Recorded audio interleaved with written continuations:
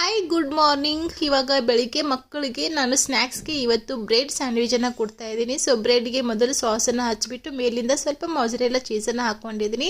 ಹಾಗೆ sweet corn ಕೂಡ ನಾನು ಮೊದಲೇ ಬೇಯಿಸಿಟ್ಟಿದ್ದೆ. ಹಾಗೆ ಈರುಳ್ಳಿ ಮತ್ತು ಕ್ಯಾಪ್ಸಿಕಮನ್ನು ಸ್ವಲ್ಪ ಪ್ಯಾನಲ್ಲಿ ಬಟರ್ ಹಾಕಿಬಿಟ್ಟು ಸ್ವಲ್ಪ ಹಸಿ ವಾಸನೆ ಹೋಗೋವರೆಗೂ ಫ್ರೈ ಮಾಡಿಕೊಂಡು ಬ್ರೆಡ್ ಮೇಲೆ ಹಾಕ್ಕೊಂಡಿದ್ದೀನಿ.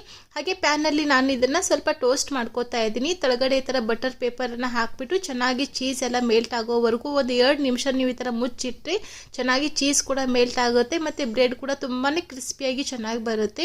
ಈ ವಿಧಾನದಲ್ಲಿ ನೀವು ಒಂದ್ಸತಿ ಮಾಡಿ ನೋಡಿ, ತುಂಬಾ ಚೆನ್ನಾಗಿರುತ್ತೆ. ಇದಕ್ಕೆ ನೀವು ಮಿನಿ ಪಿಜ್ಜಾ ಅಂತಾನೂ ಕರಿಬೋದು. ಹಾಗೆ ಇವತ್ತು ಶುಕ್ರವಾರ ಇರೋದ್ರಿಂದ ದೇವ್ರ ಪೂಜೆ ಕೂಡ ಮಾಡಿದ್ದಾಯಿತು. ಸಂಜೆ ಟೈಮಲ್ಲಿ ಪನ್ನೀರ್ ಟಿಕ್ಕಾ ಮಾಡೋಣ ಅಂತ ಅಂದ್ಬಿಟ್ಟು ಫ್ರಿಜ್ಜಿಂದ ನಾನು ಪನ್ನೀರ್ ಕೂಡ ಹೊರಗಡೆ ಎತ್ತಿಟ್ಟೆ.